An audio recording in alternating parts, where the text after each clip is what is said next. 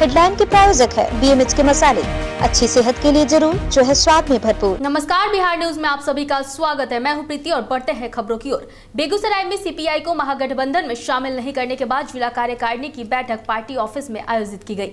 5 घंटे तक चली इस बैठक में राज्य सचिव सत्यनारायण सिंह, JNU के पूर्व छात्र संघ अध्यक्ष कन्हैया कुमार समेत CPI के सभी वरिष्ठ नेता मौजूद रहे। बैठक में कन्हैया कुमार को बेगूसराय से CPI के उम्मीदवार के रूप में चुनाव लड़ाने का फैसला लिया गया है और जिला कार्यकारिणी से कन्हैया कुमार को जीत दिलाने के लिए जी जान से लग जाने का आह्वान भी किया गया। की बैठक हुई और पार्टी ने निर्णय लिया कि हम बेगूसराय में वाम धर्मनिरपेक्ष ताकतों के मिलकर चुनाव लड़ेंगे। अभी जो महागठबंधन का ऐलान हुआ वह दुर्भाग्यपूर्ण है। हमारी पार्टी ने कन्हैया कुमार को उम्मीदवार बनाया है और बेगूसराय की जिला कार्यकारिणी पूरी तैयारी के साथ बेगूसराय में लड़ेंगे और जीतेंगे, ये संकल्प पार्टी ने लिया है। उधर मोतिहारी के सुगौली के उत्तरी मनसिया पंचायत के बक्सा गांव स्थित ब्रह्म स्थान के पास मुर्गी व्यवसायी पर अपराधियों ने फायरिंग की, जिसके बाद घटनास्थल पर ही एक की मौत हो गई जबकि एक को गंभीर हालत में मोतिहारी रेफर किया गया। वहीं घायल मुन्ना दास है जो कोचवा के वाजिदपुर का रहने वाला है, तो दूसरे मृतक की पहचान हरिमोहन दास मुफस्सिल थाना के मछहा गाँव के रूप में की गई है। वहीं मृतक को जब पुलिस पोस्टमार्टम के लिए सदर अस्पताल लाई तो मृतक के शरीर पर चाकू के भी निशान देखने को मिले हैं। पुलिस और मृतक के परिजन इस घटना के पीछे पुरानी विवाद को मान रहे हैं। क्लियर वहीं पर को मारा है तो हम लोगों को पता ना है। पहले से कोई विवाद था? हाँ, पहले से विवाद था। जो पटखोलिया मछहा के बीच घटना घटी थी, लेकिन वो हम पूरा क्लियर नहीं बोल पाएंगे कि क्या है ना है। इसे हमको पता लगा है कि सुगौली के साइड उड़ गए थे तो वहीं गोली लगी है, तो हम लोग यहाँ आए हैं। क्या सूचना मिली? एक आदमी को गोली लगी है। सत्यापन हम लोग गए, सत्यापन में देखे जो कि आदमी को पड़ा हुआ था, एक इंजर्ड था, उसको हॉस्पिटल ले आए और उसको पोस्टमार्टम लाए। प्रथम दृश्य क्या लग रहा है, चाकू से या फिर गोली शॉटगन का मामला है? ये अभी स्नान से ही कौन मामला बीटा थाना क्षेत्र का है, जहां डुमरी गांव रोज के एक किराए के मकान से पिछले 12 फरवरी से लापता एक 18 वर्षीय लड़की का अब तक पता नहीं चल सका है। लापता लड़की के परिजनों ने 13 फरवरी को बीटा थाने में शिकायत दर्ज कराई थी। बाद में 18 फरवरी को मोहम्मद नियाज नाम के एक युवक को नामजद बनाते हुए प्राथमिकी भी दर्ज कराई, पर अब तक पुलिस की तरफ से कोई भी कार्रवाई नहीं किए जाने से परिवार वालों की चिंता अब बढ़ गई है। परिजनों का कहना है कि बार बार थाने का चक्कर लगाने के बाद भी उनकी बेटी का कहीं पता नहीं चल रहा है। उन्होंने पुलिस के वरीय अधिकारियों से मांग की है कि जल्द से जल्द मामले में कार्रवाई करते हुए नेहा की तलाश करे। फिलहाल पुलिस इस मामले पर कुछ भी कहने से बच रही है। जो घर में थोड़ा बहुत ऊपर नीचे करने से आदमी किसी भी जगह पर लगाव हो जाता है, लेकिन हम लोग नहीं जानते थे तो ऐसा आदमी है। देखने से भला बुला आदमी है, लेकिन चेहरा से फेस उसका जला हुआ है और खाली उसका आँख और बाल नजर आता है। 5 फीट उसका हाइट है और नियाज नाम का आदमी यहीं बीटा में फल का कारोबार करता था। फल का कारोबार करते करते उस घर में रहता था और एक दिन वो सिंघाड़ा का कारोबार करने लगा आरा में जाकर के। आरा में जाकर के सिंघाड़ा का कारोबार करने के बेचैत में 12 तारीख को मेरे लड़की को घर से भगा करके निकाल दिया। भगाने के बाद जिस दिन 12 तारीख को रात को लड़की भागी, उस दिन वो वहीं पे था। 13 तारीख को सुबह में वो निकला तो वो भी नहीं आया। नहीं आने के कारण हम लोग को शक हो गया। उस लड़की के पास से घर में एक कागज़ बरामद हुआ जिसमें नियाज का नंबर था और एक नियाज का नाम, लड़की का नाम था। जब शक हो गया, नियाज को फ़ोन हम लोग किए थे, ट्राई किए थे, फ़ोन लग नहीं रहा था। उस दिन से मोबाइल नियाज का बंद था और वहाँ उसके बाद हम लोग गुमशुदगी का केस थाना में आकर कर दिया था 12 तारीख को। फिर 12 तारीख को थाना जब देखे कुछ नहीं कर रहा है तो हम लोग केस किया 18 तारीख को। 18 तारीख को केस मनोज बाबू थाना के इंचार्ज जो थे मनोज जी, वही केस बनाए थे। उसके बाद हम लोग केस बनाने के बाद अशोक राय को केस मिला हुआ था। अशोक राय जी का हाथ में पूछे सब कुछ पता लगा। उनको 2-3 नंबर दिया गया था जिसमें लड़का का नंबर है, लड़का का माँ का नंबर है, लेकिन अभी तक कोई थाना से कोई कार्रवाई नहीं हुआ। बात करेंगे कटिहार की, तो कटिहार में कलयुगी मां का कहर देखने को मिला है, जहां अपने बच्चे के रोने से परेशान होकर बच्चे को चुप कराने के लिए मुंह में फेविक्विक डाल दिया। गंभीर हालत में उस बच्चे का सदर अस्पताल में इलाज चल रहा है। घटना कदवा थाना क्षेत्र के सनौली का है। फिलहाल सदर अस्पताल में उपचार के बाद बच्चे की स्थिति खतरे से बाहर बताई जा रही है। इसका माँ जो है ना, मैंने दरवाजा लगा के अंदर में इसको फेविक्विक की जो है मुंह में डाल दिया था। और हम गए थे स्टेशन किसी को ट्रेन पकड़ाने के लिए, सलमारी की ट्रेन जाती है मना 7:15 बजे। कब डाला था? हाँ, कब डाला था?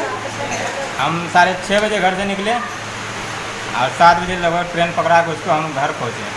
तो तब देखे अंदर में रो रहा था।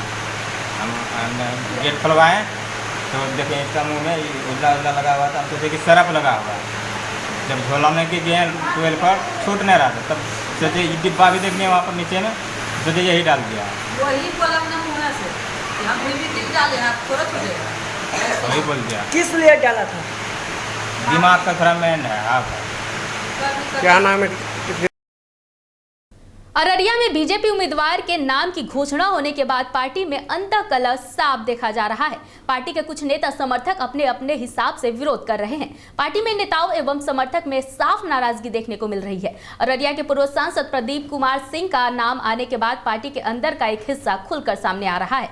भाजपा के पार्टी के पूर्व जिला अध्यक्ष चंद्रशेखर सिंह बब्बन ने कहा है कि वह निर्दलीय चुनाव लड़ेंगे। उन्होंने कहा है कि अररिया लोकसभा में असली भाजपा एवं नकली भाजपा की लड़ाई होगी। बता दें कि अररिया लोकसभा की यह सीट 2 बार राजद के खाते में जा चुकी है। 2014 में मोदी लहर होने के बावजूद यह सीट तस्लीम उद्दीन ने जीत हासिल कर राजद के कोटे में दिया था।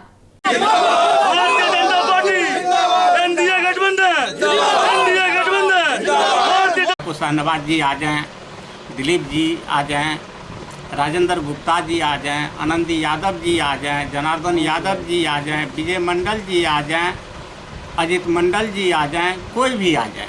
मेरा पर्टिकुलर ये नहीं है कि जो अमुक जी आवे।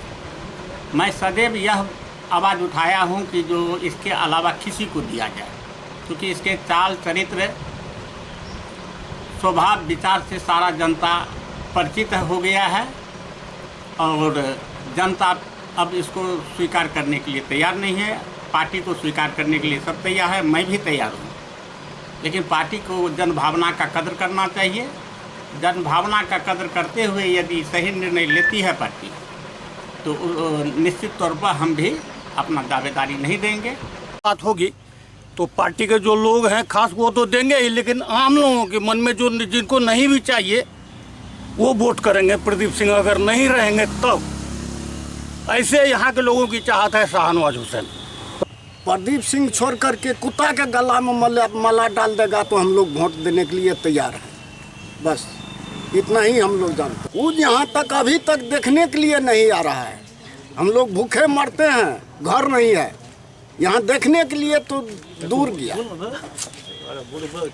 अभी तक नहीं पहुँचा। क्या उसको वोट क्या देंगे? कोई नहीं लड़ेंगे, पहले नामांकन तो होने दीजिए। पार्टी में अनेक लोग काम करते हैं, सबको इच्छा होती है कि टिकट मिले, लेकिन टिकट तो एक ही आदमी को मिलना है ना। तो पार्टी एक आदमी को तय करती है, तो सोचा है कि थोड़ा बहुत नाराजगी होता है, लेकिन जो भी व्यक्ति बोल रहे हैं कि हम नामांकन देंगे, हमें उम्मीद है कि वह ऐसा काम नहीं करेंगे, देश हित में सोचेंगे और वो कोई मतभेद नहीं है। सब लोग साथ हो जाएंगे और कोई नामांकन हमको नहीं लड़ता देंगे। कैंडिडेट पहले इलेक्शन होता था, हम वोट देने गए, नहीं देने गए, मेरे नाम का वोट पड़ गया। लेकिन सेशन के बाद, TN सेशन के बाद वोटर भी जागरूक हुआ, वोट देने जाता है और वोटर अब ये भी देखता है कि जिस कैंडिडेट को हम दे रहे हैं वो हमारे लिए क्या करेगा या क्या किया। अब आप हमसे आए कि वोट हमको दीजिए, हम ये करेंगे, वो करेंगे, ये बना देंगे, वो बना देंगे, लेकिन वो 5 साल पहले इलेक्शन के पहले जो के समय आए, उसके बाद फिर से वो इलेक्शन के समय ही दोबारा इलेक्शन में आए। उनका वादा जो था कि ये करेंगे, वो करेंगे, वो नहीं पूरा किया। वो पूरा करना नहीं पूरा करना होता कि बहुत सी बातें होती है कि सरकार में है तो उसमें क्या परिस्थिति है, नहीं है, वो भी होता है। लेकिन कैंडिडेट जो अपने क्षेत्र में नहीं घूमा वो किसी काम का नहीं है। नेहरू युवा केंद्र अरवल के तत्वाधान में युवा कार्यक्रम खेल मंत्रालय भारत सरकार द्वारा मतदाता जागरूकता कार्यक्रम किया गया। इस कार्यक्रम में शिक्षा से संबंधित सकारात्मक बातें बताई गई। इस कार्यक्रम की अध्यक्षता कृष्णकांत सिंह ने किया और उन्होंने बताया कि अपना मत ऐसे व्यक्ति को दे जिन्हें हम उनके बारे में अच्छे से जान सकते हैं। चुनाव हो, विधानसभा का चुनाव हो, लोकसभा का चुनाव हो, वो हमारे दरवाजे पे आते हैं और उनका पहला चीज होता है कि हम जब आपके क्षेत्र में आएंगे तो हम ऐसे ऐसे विकास करेंगे।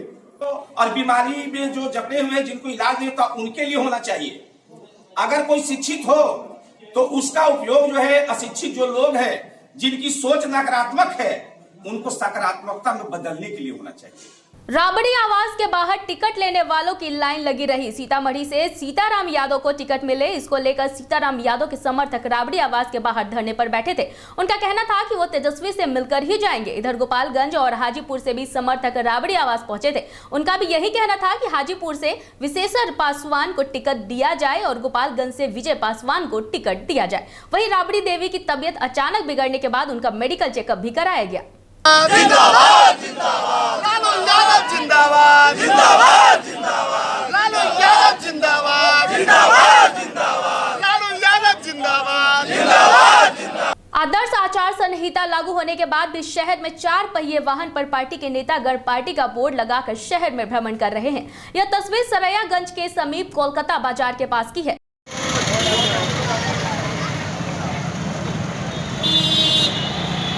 अररिया के नरपतगंज प्रखंड मिर्दौल वार्ड संख्या 11 के निवासी रामेश्वर यादव और सियाराम यादव के बीच पेड़ कटवाने को लेकर विवाद के बाद झड़प हो गई। वीडियो में साफ देखा जा सकता है कि लोकसभा चुनाव का वक्त है, ऐसे में अपराधियों के मनोबल इतने बढ़े हुए हैं कि उनको किसी का खौफ नहीं है। तीर फरसा बंदूक के साथ रिवॉल्वर हाथ में लहराते नजर आ रहे हैं। वहीं पुलिस इस घटना को एक छोटी सी आपसी विवाद बता रही है।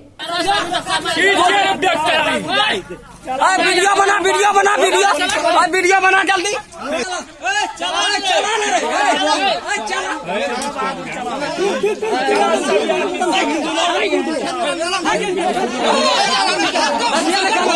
उधर मोतिहारी के घोड़ा सहन में शहीद आजम भगत सिंह की 88वीं शहादत दिवस आइसा व भाकपा माले की ओर से स्थानीय शहर के भगत सिंह चौक पर माल्यार्पण कर मनाई गई। वक्ताओं ने एक स्वर में कहा कि इस फांसीवाद सरकार में जिस तरह से छात्रों, नौजवानों, किसानों और महिलाओं के हक और अधिकार पर हमला किया जा रहा है, इसके खिलाफ क्रांतिकारी परंपरा को जोर शोर से आगे बढ़ाने की जरूरत है। शहादत दिवस के अवसर पर मैं उनको शहादत पर माल्यार्पण करते हुए आज उनके लड़ाई को याद करने के लिए